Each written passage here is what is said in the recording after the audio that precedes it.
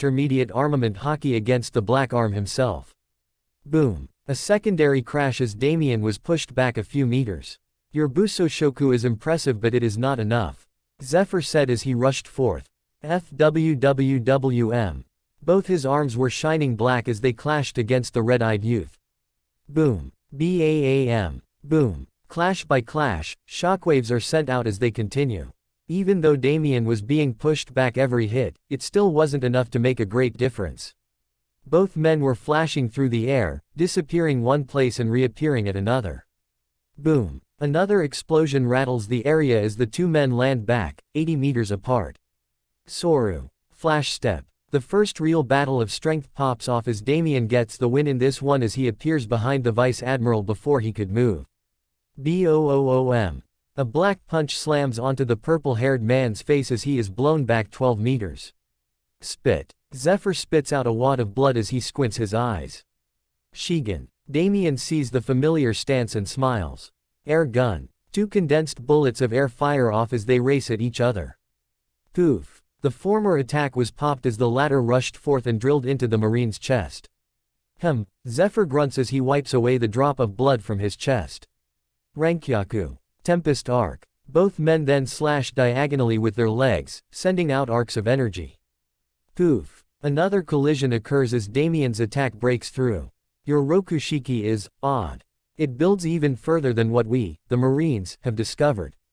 Impressive. The man compliments. Damien grins, hee, you say that like it makes much a difference. They both then rush forth once more. Boom. A great boom resounds as Damien's fruit ability is added with his haki as it clashes with the Vice Admiral. The latter is surprised, I have never seen such a volatile fruit ability flow in synergy with haki, you are quite the genius. Damien was happy internally seeing his hard work, yes, but your haki alone is strong enough to hold against me. He then smiled, let us up the stakes.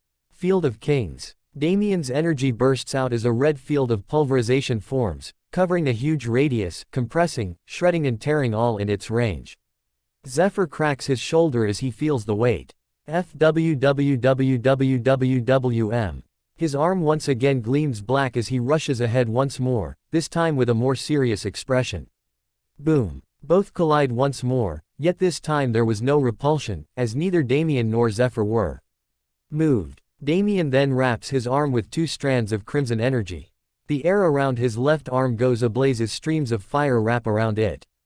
Great Vanquish. The arm coiling with a flaming snake blasts forth as it boils away the atmosphere around it. Black Arm Suppression. The Inferno Fist slams upon the ever-shining black as ripples of energy were sent out. The nearby land, which was already in ruins, was now cracking apart as it was shredded in their clash. The attacks cancel out once more as the two return to their original position, 80 meters apart. Dash. Back at Amethyst Island. 6 hours have already passed since the duel began. Cough cough. A few droplets of blood are spat out from Aurora's mouth as she looks up. Before she sat a red-eyed youth with his eyes closed.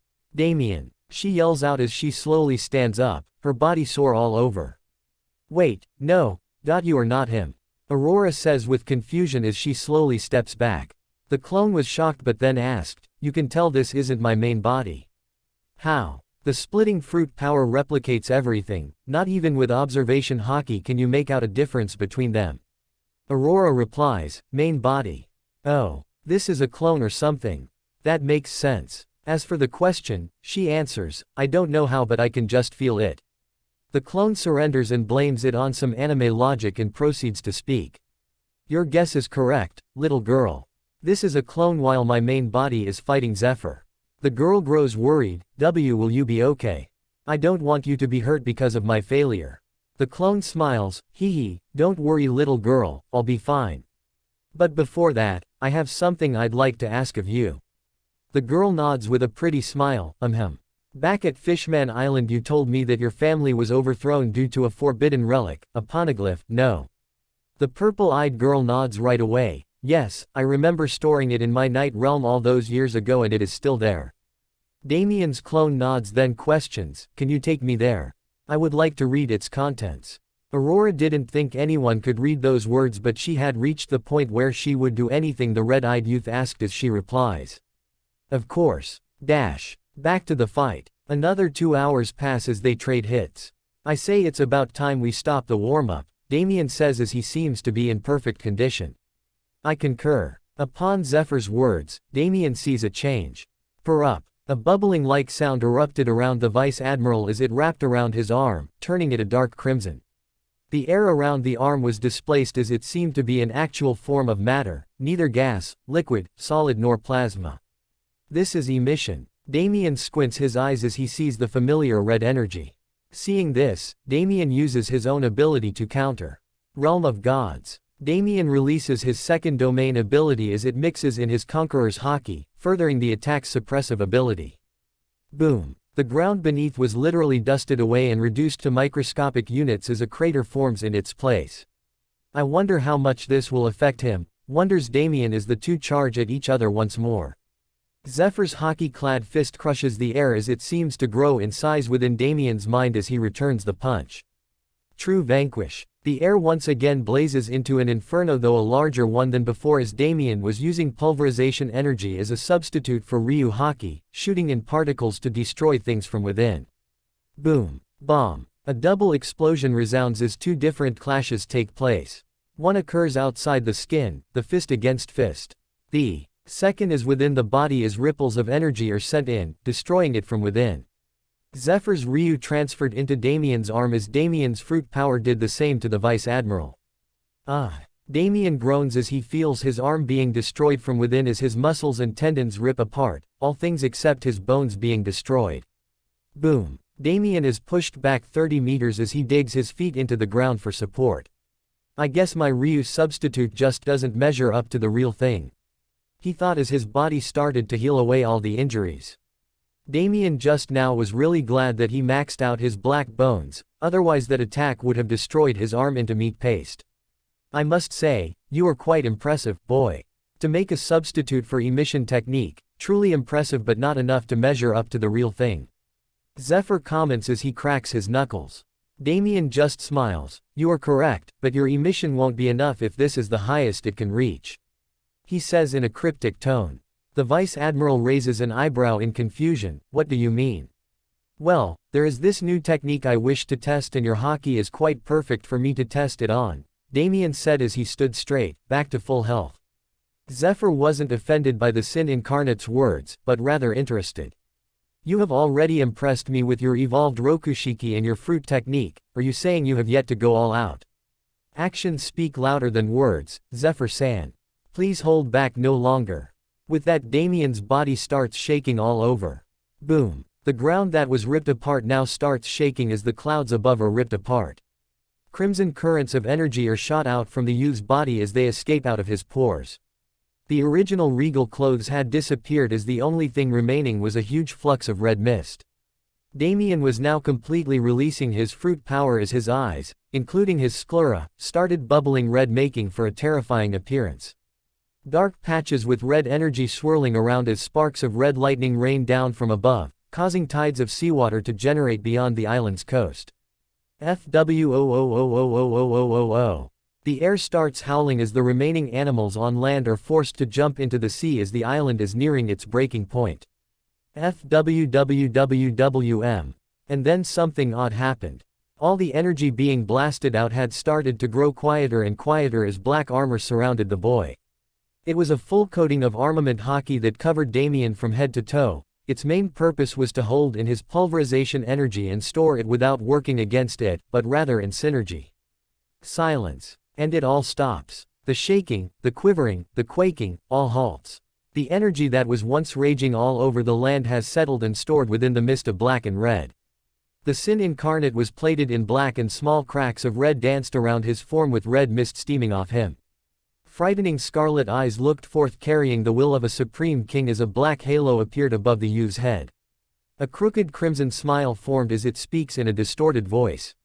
First Descent. Empyrean. Chapter 68. First Descent. Empyrean. The distorted voice speaks. Zephyr was eyeing the mass of energy with a solemn expression. He felt the air suddenly vibrate as Damien suddenly appeared beside him. Bam! A powerful punch mixing in red and black energy caves into the Vice Admiral's stomach as he is sent flying back. Pua! The Marine vomits out some blood as he uses Same Kikin to fix the damage done. Whiz! The same scene repeats as the youth flashes behind the man and launches an extremely fast kick to Zephyr's open back. Clang! Asterisk. Zephyr saw the attack coming as he hardened his back while using Tekai for added endurance. Yet with all that, the man still pushed forwards a few meters. I guess you weren't lying about your technique, he says as his arms shine back.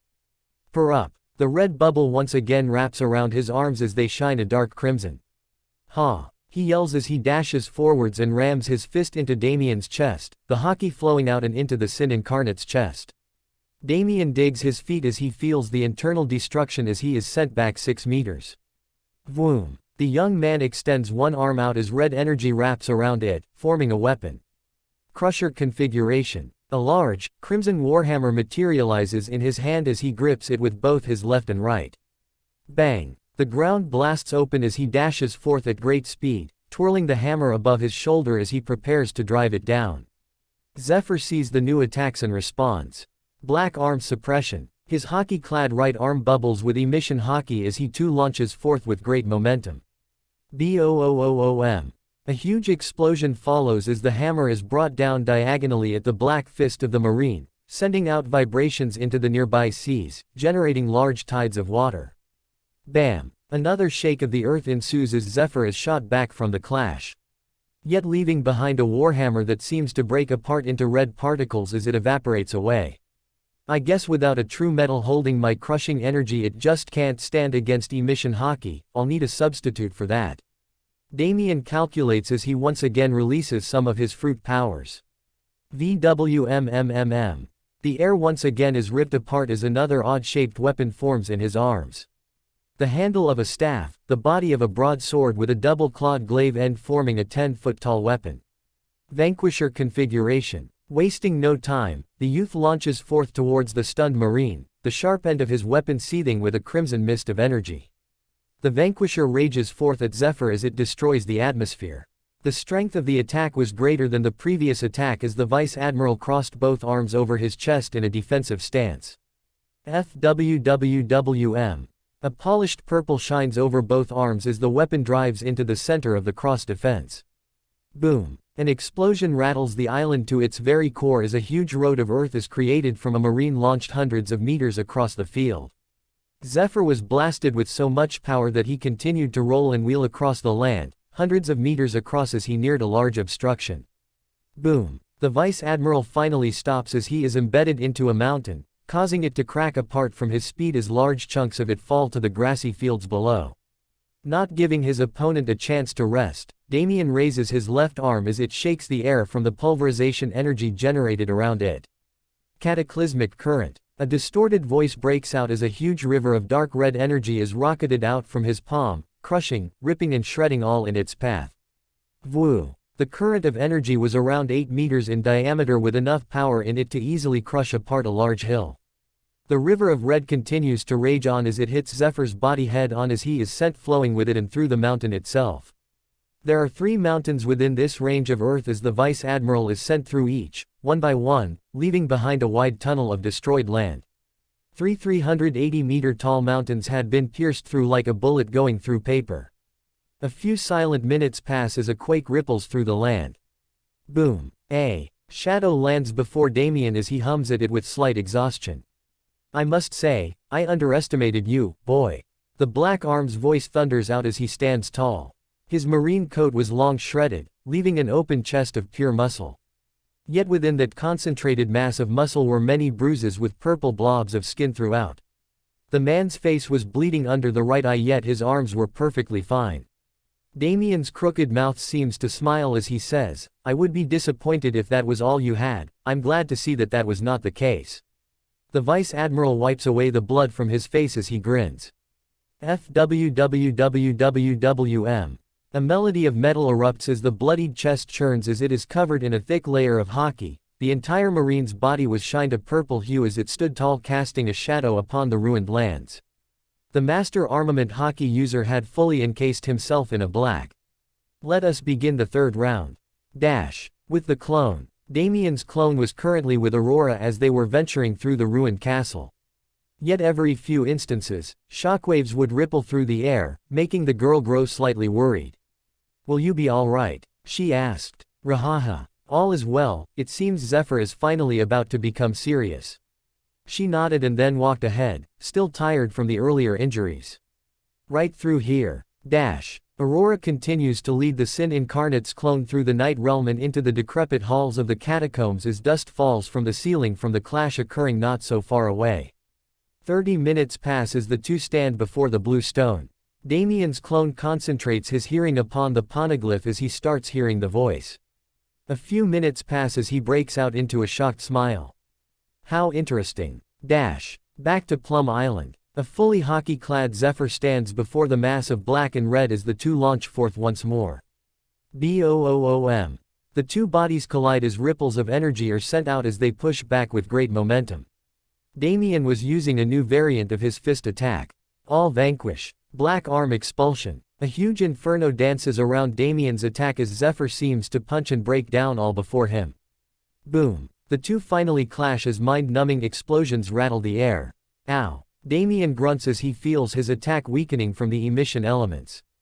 Boom. His doubts proved true as he was shot back, much like the previous collision but with opposite results.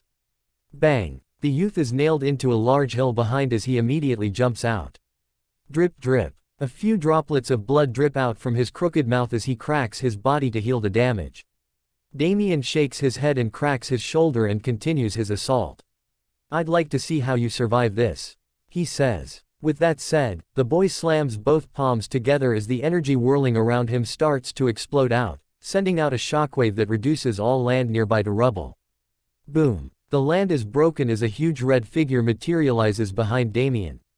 It was at least 50 meters tall as its wings span an equal amount across the destroyed land. It was mostly black in color but with a pulsing red underbelly as it came to life. Its blazing eyes come to life as it glares at the Admiral candidate with uncontrolled rage. RAAAAWR. The Crimson Dragon cries out as it gazes upon the hockey-clad Marine, causing him to squint his eyes with a solemn expression. Not waiting for the youth to attack, Zephyr flexes out both arms in front of him. His right arm is about 20 centimeters above his left, both facing inwards. The air ripples around his arms as it seems to form a cannon of sorts. Damien had finished, prepping his attack as he unleashes the beast behind him. Advent of Chaos. RAAAAAWR. The dragon wails in rage as it flaps forth, sending out tornadoes as it rushes on ahead. The ground under Zephyr's feet quakes and shakes as a huge shaking field is created. Absolute Radius. Rokuogan. Boom. The air is utterly demolished as the Vice Admiral launches the secret technique of the Rokushiki that combines all 6 styles into one single ultimate attack. And it wasn't a simple amalgamation of the Rokushiki but instead displayed by a man who had fully mastered the technique, taking it to a level beyond Damien's comprehension. Boom. An island-totaling blast is sent out in all directions as a 300-meter wide crater forms under the two attacks.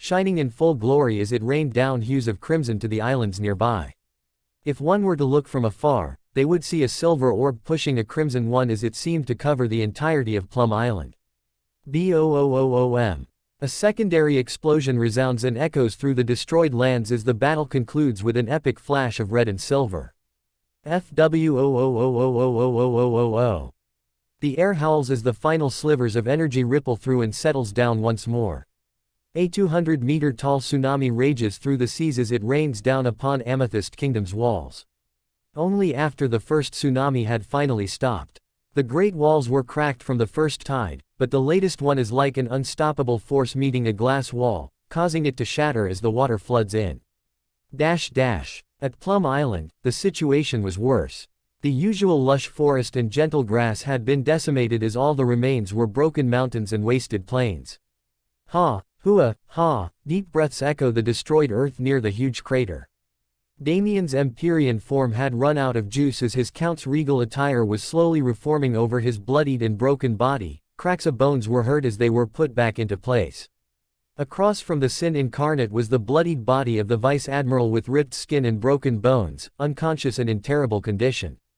Black Arm Zephyr had been defeated. Author's Corner. Damien has learned just how difficult it is to defeat Yonko-level opponents without emission Haki and will venture to Wano in 3 to 4 chapters.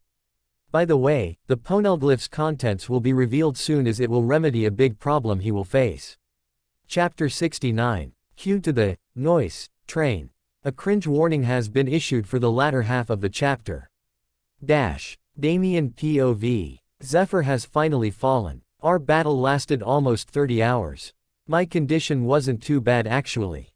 I was tired, but if I gobble up 2 healing solutions then I would recover most of my injuries while leaving some aches and pain. The only difference is stamina. Something that ought to increase soon. That aside, it was quite an exhilarating fight. Now, what to do with him? I can kill him right now. Heck, it would be pretty easy. Even though I took his right arm, he is bound to find a way around it, so it isn't anything crazy. Zephyr has already begun to challenge the government, and by 41, in 7 years, he will lose his family, and that will be followed by more tragedy. I look at him and smile. I won't kill you, I have bigger plans for you. Clone POV. Marine Base, G4, it's loaded with goodies. I see quite a few beacons of fruit concentrated within one location. I suppose it was their storage or warehouse. The lights were clustered, so I wasn't sure what I had, so I just brought all of them together and then counted them. The result: 1 Logia, 4 Paramesha, 5 Zone, Zone, Bird Fruit, Model Goose, Bird Fruit, Model Pigeon, Insect Fruit, Model Ant, Dragon Fruit, Ancient Model Titanoboa, Cow Fruit, Model Yak, Paramesha, Flint Fruit, allows the user to light fire to other objects. Glue Fruit, allows the user to produce strong adhesives from the body. Kilo Fruit, allows the user to change their weight from 1 to 10,000 kilograms. Bender Fruit, allows the user to freely switch their gender. Balance Fruit, allows the user to freely switch anything of equal value. Logia, Sake Fruit, allows the user to create, control, and transform into sake at will. From these fruits, 3 of them were of interest to me. First, the Titanoboa. From what I recall from some animal documentaries I watched, this snake was the largest snake to exist and could grow up to 12.8 meters long, not something I want to meet if I go camping. Secondly, the Logia, which was alright, I guess. It's a Logia, so it's already quite good, but the element of alcohol is very weak to heat and fire, so it has its drawbacks. Now the third one, the Paramesha Fruit, Balance Fruit. This was actually one of the fruits I could have claimed nearly 65 chapters ago. As in, it's guaranteed to be at least 6.5 stars on the fruit scale of 7. In other words, it's a great find. Considering the idea of switching anything of equal value, I may have a few uses for it and is a candidate for my mimic tokens, but that's for later. Another thing I found in the room: swords. 1 great grade sword and 2 skillful grade swords. There were also some seastone shackles which I picked up while storing away the rest. Alright, follow me now, I tell Aurora as she happily does as I ask. 10 minutes later. Merge. FW0000. A bright light flashes as my 2 bodies walk into each other and become one. I crack my shoulders as I feel whole once more. Damien. Aurora yells as she jumps into my arms. I was a bit surprised by her actions. You didn't react like this with my clone. She just shook her head while nuzzling in my chest like a cat. Clone or not, there is only one you. She then looked up as I saw the two purple gems peer at me with many emotions. Thank you for coming for me. With that, she fell asleep in my arms due to the exhaustion from before. My healing solutions can mend injuries but cannot replenish stamina, so it was understandable. I ran my fingers through her silky purple hair as I heard a cry from above. Ka. A black crow landed on my shoulder as it saluted me with one wing. He had an eye patch over one eye and a bald head. General, I'm here to report. I didn't mind the character as all living things have their own quirks. Go ahead, Nick. We have just received reports that the human monkey is en route and due to arrive within 12 hours. He said. I was a bit shocked by the speed. Only 12 hours. It should take 4 days to get here from Marineford, it's only been 30 hours so far. I thought out loud. The human monkey threatened 5 Sea Kings to pull his ships, otherwise he would cook them for dinner. They agreed and are towing his ship as we speak with great haste. I nodded. Garp will be Garp, though it is time for me to leave. I then turned to the side and saw G4 in the distance. It had been evacuated but still stood strong. Art is an explosion. BOOOOOOOOOM. A giant mushroom cloud formed as the huge base erupted in a grand explosion. The sound itself caused much of Amethyst Island's windows to shatter. Great amounts of flames danced into the howling winds as the ground rumbled in shock. I had my clone leave behind some time bombs in the form of small pulverization orbs that activated upon my will. Seeing the ruined base, I nod in satisfaction as I bring out my sea skimmer and leave the island. 20 minutes later. I am on my way to a certain place that I had wanted to visit. It was quite close, so I might as well. Before that, I couldn't help but recall the poneglyph I read in the catacombs below Amethyst Castle. What did it entail? A map. A guide to a great treasure, if you will. What did it lead to? It was written around 800 years ago, so it used some odd words, but I understood it right away. Flashback. The catacombs. The blue poneglyph started speaking. To those that seek life shall always be brought down by the curse of death. Time is the enemy of man, creature, beast, and all that draws life from the world. Is it truly so? The following shall enlighten the young, the aged and the old. The treasure of eternity lies in the brightest of gold, the heaviest of metal, the ore that holds the soul of its master, to protect them from the great curse that is death. Seek it. The answer lies in the ore of gods, in where the islands fly and the humans grow wings, where the rain forms and where the gods reside. Present time. It wasn't entirely clear, but I could tell it was telling me how to overcome the curse of time, in other words, aging. As for the references to gold and metal and ores, one thing came to mind from a One Piece movie. Pure gold. A metal created over 160 years ago by a scientist on the island of Alchemy for his daughter to cure her of her illness. Spoiler alert, it worked. It is capable of halting the aging of anyone close to it, effectively making them eternal, and the stop in aging also means the stop of any sickness spreading in the body. Even the scientist who made it, Myskina Asir, still lives after 160 years. Why not go and find the island myself? It was swallowed by a giant anglerfish and resides within its stomach. Said anglerfish is of the few species I cannot control, one even bigger than Leviathan-class Sea Kings, the Titan class. These beasts dwell in the deepest parts of the ocean, impossible to find. And the only reason it may surface is if it finds pure gold, as it is deeply attracted to it. In other words, if I can find something that emits the same energy as pure gold, then I can bait the anglerfish and find the scientist who created the metal that resides in its stomach. But now with these hints, there may be a remedy to change all that, and it seems to lie somewhere in a sky island. I'll be sure to look for it later. According to Gonfall, Skypia was around long before Jaya got thrown up into the sky. At those times, treasures from the Blue Sea would be knocked up into the sky, and the Skypians would collect the spoils. 30 hours later. Yawn. A quiet and lazy yawn awoke me from my rest as I saw the purple-eyed girl look around with slight confusion. Was it all a dream? The girl in question thought as she felt herself drifting upon a lone boat.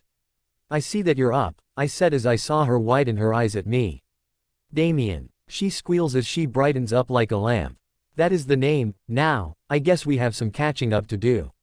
She nodded and started speaking with great excitement. 20 minutes later. I was bored as we sailed, so I did listen to her story of how she spent her time after I left her at Fishman Island. A summary. Trained. Scouted the castle and marine base. Trained. Found a way to sense things at great distances. Worked on her fruit. Waited for the right moment to strike. Well, a bit monotone, but I certainly understood her persistence. She reminded me of myself during both lives. Back on Earth, I spent 12 years after the accident, when I was 4 to avenge my family. And then in this life where I spent a few years to avenge my mother as well. Of course, the difference was that, before meeting me, Aurora was just aimlessly holding herself afloat in the sea of despair by chasing after a large amount of money to satisfy an underground emperor's ruse. At that point, she was just waiting for death as shown by her failure to stand before Zebek. Yet, now, her eyes were different, they were clear and free. She seemed like a bird who had finally learned to fly. All but one slight impatience swam in her purple eyes, one that I made out instantly. Go and finish what you started. She nods with a solemn expression as she disappears into the night realm. She went to deal with the Pravda family and the minister that she had locked away before Zephyr showed up. All the while I went over her stats. Amethyst Aurora. Age, 17 and a half. Height, 8 feet 5. Devil Fruit. Night Fruit. High Intermediate Mastery, Special Logia. Fruit Rating, 6.5 stars. Hockey. Mid-Intermediate for O, Mid-Basic for A. Strength. Low-Tier Yonko Commander. Interesting. I smile as I hum over her stats. Her strength was not that high, but that's due to her hockey. I never trained her in the colors of hockey, so all her training was primitive and instinctual, something easy to fix since I am now here. 30 minutes later. Vroom. A purple circle forms below as she appears before me with a small smile and no longer carrying that last bit of resentment. It seems like you have finally wrapped up that chapter of your life, I said as I studied her expression. The girl nodded. Yes, it's all thanks to you, Damien. If you hadn't trained me those 6 months and helped open up my eyes, then I would have died with regrets. I saw the gratitude in her eyes as she looked at me with a pretty smile. That aside, what will you do now? I asked her. Though I could guess her words, I still wanted to see what she would say. Aurora then beamed a huge smile as she slightly lowered her head. Please let me accompany you from here on. There was no hesitation nor any wavering in her voice, though her heartbeat was nearing 150 BPM as she awaited my answer. I was leaning on my fist as I looked at the former princess with amusement. I then did what Zebek did to test one's resolve. And what makes you think that you can actually stand beside me? I asked her as my eyes grew cold and distant. A crimson bubble pulsed out of my body as it wholly concentrated upon the girl before me, pressuring her with my hockey. She groaned as she continued to stare into my eyes. She gritted her teeth as some blood flowed out and replied with difficulty. I know that I am not strong enough yet, but one day I will be worthy to stand by your side. With her declaration came a stream of repulsion. A purple field of diluted pressure started to form along her body as it flowed out with every word she uttered. It was a weak counter, but it held her up. She actually awakened Conqueror's hockey with this declaration of hers. I was shocked on the inside. I would have recruited her anyways, but this did surprise me. The thing with the color of the Supreme King is that it usually flows free when someone challenges your words or ambition. Like when I was suppressed by Zebek, my ambition to reach the peak responded and freed me from his hockey, allowing me to hold myself before his pressure. And now Aurora had awakened her own, but what was the ambition? I reined in my hockey as she started huffing and puffing and recovering her breath. Why? What is it that you seek? Your revenge has ended and now you seek something. What is it that you so dearly desire? I asked her. She calmed her breath and replied with a simple smile. I told you, to forever be at your side. I had invested in a future crew member as I valued her fruit powers and determination, but I didn't expect this emotion to be mixed in as well. I trained her to secure her loyalty, and this went a bit further than planned. Listen here, little girl, I trained you so that you could be of use to me as I valued your powers. You should know that there weren't any other emotions mixed in. She nodded but kept her beautiful smile. I know. She then shook her head slightly. I know, but I can't help it. You were the only one who helped me up when I was at my worst. I don't care how you use me or how you see me, but I cannot lie to my heart. I realized it when I saw you depart those years back at Fishman Island. I felt a hole in my heart. It made me remember something my mother told me. Aurora then gazed to the far east as she looked at the clouds and the evening dawn, painting quite the poetic picture. My mother said that every princess had their own prince. A prince who would save them. A prince who would care for them. And a prince who would always be there for them. And that I would one day find my prince as well. She then clenches her fists in sadness and goes on to say. But after everything was ruined by that traitorous minister, I felt like I could no longer seek such distant dreams, until that day you left that day. And I knew right away that you were that prince. And as my mother advised me, I should never let go of my prince lest I regret it for the rest of my life. Tears escaped out of her eyes as she finished her words and gazed at me with happiness, joy, nervousness and affection. I was caught off guard. I mean, I know she was a teen with her darkness and it was normal for teen girls to get infatuated by boys, but this was something more. Romance, eh? I thought in my head. I had never really thought about it. Both this and my previous life, I had lost all those I held dear and ended up empty, so I never really tried to seek love. Lust was different, my body needed stress to be relieved at times and I did so with some random women, but I never even thought of relationships. I always found love to be a fool's errand. Something that will inevitably leave you broken and hurt. And now seeing a beautiful girl break open with such words, well, it was definitely an odd feeling. I looked at the crying girl as I reached out and wiped away her tears and asked, "You know that I don't love you, right?" She seemed hurt by my words but then melted to my touch. I know, but my entire life so far goal could be considered an impossible mission yet. I completed it somehow, no. She then lightly laughed. If I could terminate an entire monarchy with years of hard work, then I will just do that once more until I find a way to change how you see me, no matter how long it takes. Aurora opened her eyes as I stared at the purple gems. So please, let me stand by your side. Dash. With that, she drifted to sleep once more. Girls are quite hard to understand. But I would be lying if I said I wasn't moved by her words. I don't know whether I could become the one she seeks, but it wouldn't hurt to try, right? Then there's also Toki, who has started to see me in a different light. Sigh. If there's one thing I've learned recently, it's that love and romance are quite troublesome concepts. Dash. Author's Corner. Pure gold is a thing and was brought into One Piece in a movie. I didn't want some fountain of youth serum, as it was stated that the shop does not grant out of world things, so I used this instead. And oof, that last part quite brutal to write. How was it? I didn't want an empty MC who ends up reaching the peak but is left lonely and unfulfilled. Damien had only tasted the sweet taste of love from his parents, which were followed by sadness and despair, so he never opted to grasp it. But I also didn't want some cringy romance with some beauty, so I tried to write some actual and somewhat plausible scenarios that developed over time. Now it's just a wait to see how MC deals with the same thing that once haunted him for years. Chapter 70. Ding. Your crew template has been updated. We are a few hours away from reaching our destination as I hear the notification. Dash. Unnamed crew. Core index down arrow.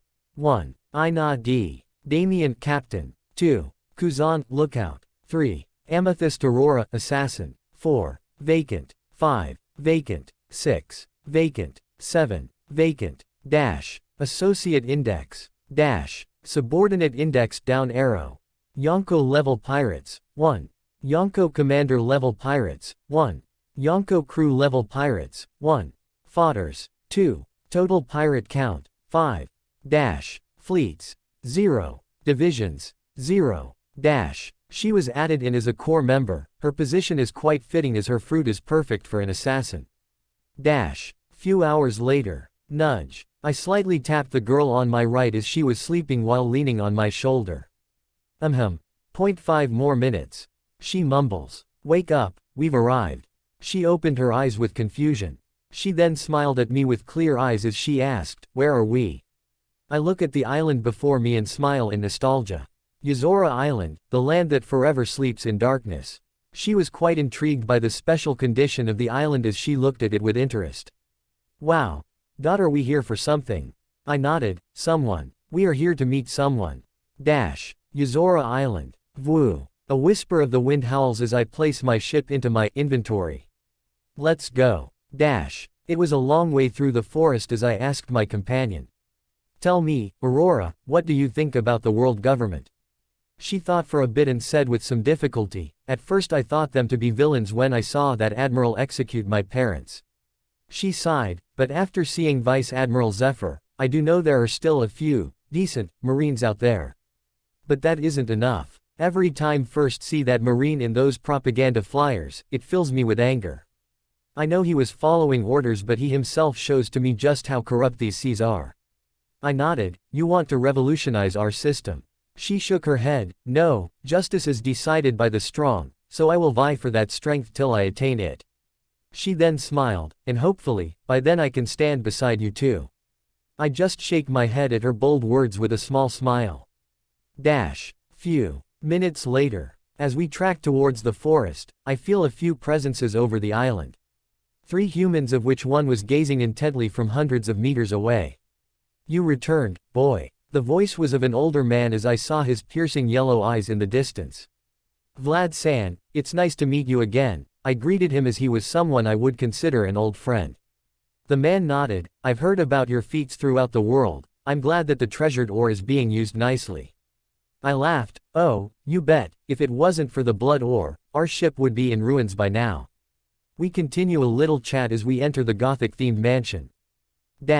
Inside. Creak. The ancient doors open as I am greeted with the same style as before, red carpets, old furniture, creaking boards and green candles. We move into the living room. A middle-aged woman with some creases on her face gets up with a big smile. Aratilda. Damien Chan, you actually came for a visit. Vlad's wife, Dracul Mina said. She then hugged me as if I was a nephew or something, though a bit surprising, I did hug her back. It's nice to meet you again, Mina-san. She then looks at Aurora with her sharp eyes as she raises her eyebrow in inspection. Aratilda Damien Chan, you actually brought such a beautiful girl with you. I'm proud of you, she said as she clasped her hands in joy. I was about to correct her words but then the girl in question spoke. It's nice to meet you, my name is Aurora. I just sighed as I knew not to intervene once an error enters the chat. Aratilda, come with me, little Aurora, the men can chat here while we have our girl talk elsewhere. Mina then grabbed the purple-eyed girl's hands and dragged her away. Come, boy, tell me how you have been, Vlad said in a refined manner as he gestured towards the olden sofas. 20 minutes later. A little small talk ensued as I then asked the swordsman. I take it that Mihawk is training away. Vlad nodded. That boy had been pushing himself day in and day out 16 hours a day. The only time he converses with us is either when it's about training, dinner time or some news about his older brother. I smiled as I remembered the little boy who I met over 2 years ago. He was only a few feet tall and already carrying a small wooden sword. I have to gather some firewood for dinner, would you mind fetching the boy? He asked. I nodded, of course. In a clearing nearby. 3rd POV. It was an open field, 200 meters away from the castle. Torches surrounded the large green field rained on with eternal moonlight as a few shadows flash around near the center. Clang bang. A 3-year-old child with short black hair and a wooden sword was currently clashing with a young human drill, nearly 3 times taller than the former. Clang, clash, slash, asterisk. Both were moving quite fast. The boy used quick and powerful slashes as the monkey responded with fury. Ha, hua, ha, the boy was breathing quite fast as his body was simply too small to hold up to such an opponent. Slash, asterisk. Ah. He groaned as his opponent's sword slashed upon his own, shattering the wood into pieces as Mihawk was sent flying back 10 meters with little control. He was about to crash into a tree until he abruptly stopped. He opened his eyes, ignoring the aching pain, as he felt someone holding him. Yo kid, your dad tells me you've been training quite hard these days, a casual voice entered his ears as his eyes widened in surprise. That voice. Ni-san. Damien POV. I was currently holding the little kid by the collar of his black shirt as I held him 4 feet in the air, his feet dangling. Like a cat holding a kitten. I then study his body. And see quite a lot of bruises and cuts from prolonged battles. He's been training quite a lot. Ni-san. His piercing yellow eyes widen as a small shocked smile appears on his childish face. The one and only, missed me? I asked as I turned his body around and placed him down while crouching on my knees to his eye level. But, I didn't think I would meet you so soon. He muttered as he remembered what I said last time. I saw his hesitant face as I extended my hand. Pat. I ruffle his jet black hair as he looks up with some confusion. I know I said we would cross blades one day, but that doesn't mean I can't come to visit you till then, now does it? My words seem to work wonders as he gives me his small smile, though just like last time, he still has trouble showing his emotions to others. I then get up and gesture for him to follow. Come, your father is readying dinner, you seem quite famished. He nods as I feel some hesitation once more. What's up? I ask. He looks up with his hawk-like eyes and says with a stutter. After dinner, can I show you what I learned recently? The last part seemed to carry the hidden excitement and a bit of nervousness. I laugh and then ruffle his hair once more. Of course you can. After dinner. For one, it seems like Aurora had automatically been accepted as a niece of Mina as she now sees her as my girlfriend and seems to chat with her like a teenage girl. I could only smile wryly as it seems like she went on to scold me for letting her get hurt from Zephyr's duel. Vlad also told me about Mihawk's routine and their sword style. It was their creed passed down over 750 years from the Void Century. Every generation hailed geniuses of the sword, yet only a few ventured out of Yozora Island. The one thing that had remained constant was that no one except the progenitor of the Dracul family has ever held the Blade Yuru. And that it had been lodged in the black stone outside the castle for nearly a millennium. Vlad and Mina both believe that Mihawk may be the one to change that and show the world why these swords are reputed as the strongest. I, of course, concurred, not only because of the future knowledge I had but also because of Mihawk's drive and his craving for strength as it was so incredibly intense that he simply won't take no for an answer. The hedge maze. All of us were now at an open area near the hedge maze. Mihawk was slashing down his metal sword towards me as I blocked it with my index finger. Clang. Sounds of metal hitting metal echoed through the dim forest as he kept up with great speeds. He was only 43 inches in height, 3 feet 7, and compared to my height of almost 10 feet, it was quite difficult for him to reach me. Yet, he fully utilized his lesser height by trying to sneak around my blind spots and using his speed to outmaneuver me, not halting for a second as he rained down quick and fatal attacks. Of course he would never be able to hit me unless I allowed it simply because my future sight would activate whenever something nears me with hostile intent. It was unfair, but from his eyes, I can see no disappointment but rather an excitement. I saw a boy waiting to be praised for his efforts. Clang slash. I smiled as he continued his barrage of attacks. Ha! He grunted as he switched his stance and raised his blade behind his back and slashes down towards me. I was dumbfounded as I saw his attack. Woo! A very thin green slash of sword energy was sent at me with decent speed. He can actually throw his attack. I almost said out loud. Swords have their stages that I had known for a while, and a separate branch of those stages is linked to sword energy in which the bladesmen would quite literally throw their attack. It required great mastery over the weapon and was considered an intermediate level attack, but for a 3-year-old to use was simply absurd. I just raised out my left hand as the sword attack slashed towards me. Grab. It landed in my palm as I simply squeezed it as it dimmed away, completely absorbing the energy into my body. Of course, there wasn't much power in it, but it was shocking all the same. Thud. The boy landed on the cobblestone as he breathed heavily from his stamina being nigh fully consumed. I looked at his eager eyes, knowing what he was waiting for. You have reached a height even beyond my expectations. Great work, kid, I said with all honesty as he had truly surprised me. He then opened his mouth slightly as it stretched into a small smile. He then rubbed his nose with some embarrassment. He then went back to his expressionless face as he declared, "Just wait, Ni-san, I will become the strongest swordsman in the seas and duel you with everything I have." I was gonna accept his challenge, but a black flash whizzed forth and grasped the boy. "Ah, my Hawk-chan, you sound so cute when you talk like that." Mina has hugged the dear life out of the child as he waved his hands in suffocation and embarrassment. Aurora and I laughed as I saw the mother and child while Vlad was smiling like a proud father. Mihawk was now grumbling in his mother's arms until something odd happened. Og. Mihawk's eyes popped out as they turned red with blood. His voice cried out in great pain as he started squeezing his ears as he rolled on the ground. Hawk-chan. Mina yelled in horror as she covered her child as tears flowed out. Mihawk. Vlad jolted as he looked around for any attacks. The two parents held down the boy as he continued to wail in agony, his childish voice echoing through the dark forest. Damien. Aurora asked in worry as she pulled my cloak. I hummed as I directed my eyes to the artifact at the core of the maze, the thing lodged within a black rock. What is it that you want? I asked as I used my voice with some aggression. The weeping Mina was too caught up with her child as only a shaken Vlad looked at what I was speaking to. Quote. Silence prevailed as I lost my patience. Boom. My haki blasted out of my body as it rained down up the sword lodged in the stone. The clouds started warping as my will focused down upon the weapon before my eyes. I know you can speak, Blade, so speak. My words were enough to stop Mihawk from his screaming as he gasped for air, though with blood coming out of his ears. Step. I walked towards the black blade as I eyed it with suspicion and cold intent.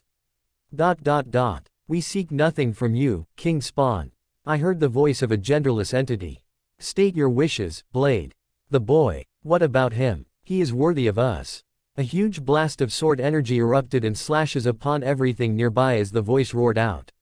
Long have we waited for the rightful wielder, we will wait no longer. Author's Corner. Reunion met with aggression. I find it only fitting that the supreme grade swords have their own will. As for Mihawk, it would be odd if he couldn't listen to their voices. If you like this video, please like, comment, share and most importantly subscribe. Also click on notification bell and set it on all.